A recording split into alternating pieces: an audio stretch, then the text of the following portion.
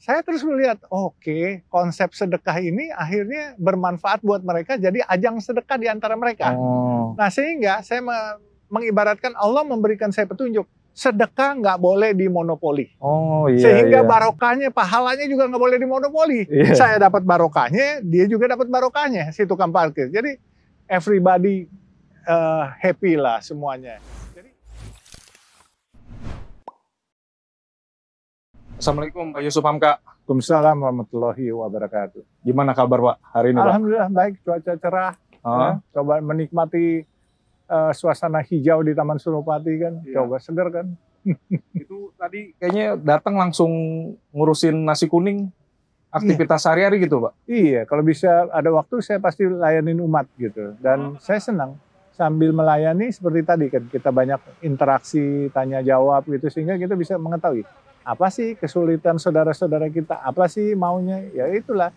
Jadi kebenaran juga ada satu ibu yang cerita bahwa ada anaknya meninggal tapi masih ada pinjaman ojol, ya itu pun juga bagian dari interaksi dan kita mendengar, menyerapi, terus kalau bisa kita bantu. Dan supaya gengsinya nggak turun, saya bilang, ibu saya kasih kerjaan aja ya. Nah ibu misalnya butuhnya 60 juta, ibu kerja aja 12 bulan sama saya di tempat saya. Ibu mau datang berapa jam aja terserah. Oh boleh masuk, boleh. Pokoknya ibu terserah berapa jam aja. Kita jangan memberikan tapi merusak gengsi orang, harga diri orang. Tadi dia mau minjem tuh Pak Haji. Dia mau minjem, sebenarnya nggak usah. Minjem juga nanti ibu percuma, nanti kebebanan, nggak enak. Dan saya hilang teman. Kalau dia nggak bisa bayar, dia pasti menghindar. Iya. Saya bilang, Bu, saya kasih duitnya, nanti ibu nanti bayarnya megang. Ibu kerja aja sama saya setiap bulan, ibu selama 12 bulan bantuin saya bilang gitu. Dia kan tukang taman, ya udah bantu-bantu di rumah.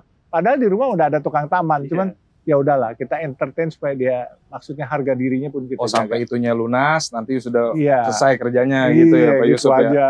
Dia boleh datang boleh enggak kok buat saya. Yang penting kan kita memberikan edukasi, jangan memberi tapi merendahkan harga diri orang. Gengsinya, pride-nya kita jaga. Sambil kerja lah dia gitu ya. Nah ini ngomong-ngomong warung kuning pojok halal nih, ide awalnya gimana Pak Yusuf?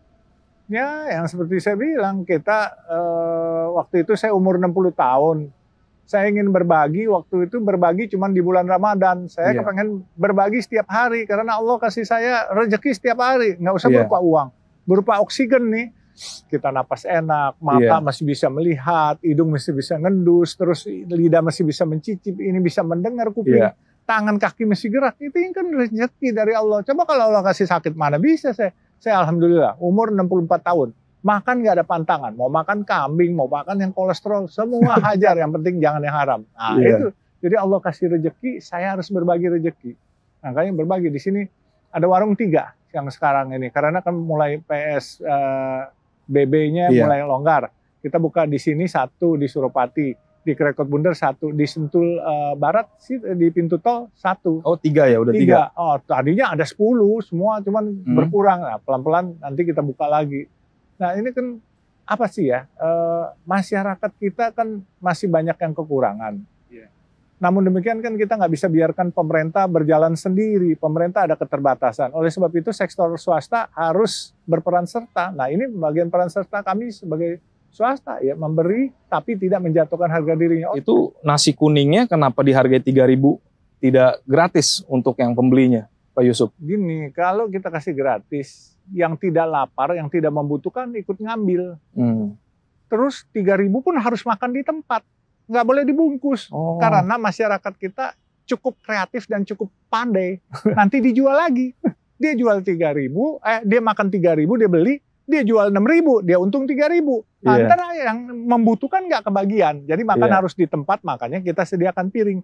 Tidak boleh bungkus. Kalau tidak habis, baru kita bungkusin, kita bagiin di lampu merah, persimpangan-persimpangan jalan yang teman-teman kita yang kurang beruntung, kita kasih gratis kalau nggak habis. Kalau habis, kita bikin mereka makan di tempat, bayar 3.000. Dan makan 3.000 itu, saya ketemu konsep itu ternyata bagus. Karena waktu di Gedung Palang Merah Indonesia kita buka di Keramat Raya nomor 47 PMI DKI, itu tukang parkir makan 3.000. Setelah selesai makan, dia taruh piringnya, 5 menit kemudian dia balik lagi. Dia bawa seorang kakek-kakek tua renta, seorang pengemis kayaknya. Terus dia bayar 3.000, nih saya mau sedekah buat nih kakek katanya. Saya terus melihat, oke, konsep sedekah ini akhirnya bermanfaat buat mereka, jadi ajang sedekah di antara mereka. Nah sehingga saya mengibaratkan Allah memberikan saya petunjuk, sedekah nggak boleh dimonopoli. Sehingga barokahnya, pahalanya juga nggak boleh dimonopoli. Saya dapat barokahnya, dia juga dapat barokahnya, si tukang parkir. Jadi everybody happy lah semuanya. Jadi juga konsepnya, harus nasi kuning itu dibeli dari warung setempat. Nggak boleh kita bikin sendiri atau kita pesan dari catering dari luar. Selama masih ada warung di sekitar tempat yang kita akan buka nasi kuning, kita harus berdayakan. Karena apa? Pedagang-pedagang UMKM itu cari uang, dagang nasi buat cari nafkah. Kita dagang nasi buat cari barokah. Kita merupakan sedekah. Dia cari nafkah, dia buat uang anak sekolah. Kalau berkompetisi dengan kita 3.000, dia 10.000, pasti dia nggak laku. Babak belur. Kalau dia nggak laku, yang ada bukan barokah buat kita. Sumpah serapah dari warung-warung setempat. Jadi belinya sama tukang nasi kuning sekitar. Kecuali nggak ada warung nasi kuning sekitar, baru kita beli dari tempat lain. Gitu. Gitu. Jadi Pak Yusuf biar nggak memonopoli pahala, makanya dengan konsep 3.000 itu semua orang bisa ikut bersedekah. Kaum duafa, fakir miskinnya happy. UMKM yang punya warung-warung Tegal di samping-samping jalan juga happy, terus kitanya juga happy. Jadi semuanya barokahnya dapat, everybody happy. Itu berarti nggak hanya dari kocek pribadi Pak Yusuf ya, mungkin banyak juga yang ikut membantu. Banyak. Saya punya uang baru 100 juta, ternyata banyak teman-teman dari umat Nasrani, umat Buddhis, terus ada pengusaha-pengusaha besar ngirimin, ada yang ngirimin 250 juta, ada yang 25 juta, ada yang 5 juta. Bahkan kemarin malam ada seseorang WA saya, saya mau ikut donasi dong, minta nomor rekeningnya. Saya bilang maaf. Jadi bagaimana? Ya biasanya datang sendiri sih ke tempat kita. Syukur-syukur kita dikasih donasi berupa beras, jangan berupa uang gitu.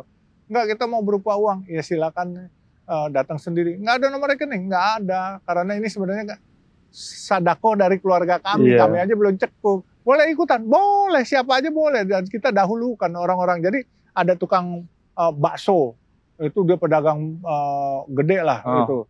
Dia bilang, saya mau juragan bakso dari Bekasi. Terus dia bilang, Pak saya mau ikut sedekah, bagaimana caranya? Gini, hari ini gue dagang, gue berhenti. Lo aja yang dagang nih. Nah dia yang dagang. Nah dia habis, ternyata Pak ini ada duitnya. Misalnya 100 porsi, ada 300.000. Dia bilang, nih duitnya. Saya bilang, buat kamu aja. Enggak Pak, saya mau nyumbang lagi ke nasi kuning. Oke, kita terima. Kecil gede kita terima, siapa aja mau kasih infak. Ada yang kasih duit 5.000, kelebihnya 2.000 nggak mau diterima. Ada yang 100.000, ada yang 1 juta juga nggak mau diterima. Bahkan waktu di Taman Lembang ada orang yang lari pagi, tahu-tahu dia bilang tutup jam berapa? Saya mau pulang dulu. Tahu-tahu dia pulang, satpam yang nganterin uang, dibungkusin 5 juta.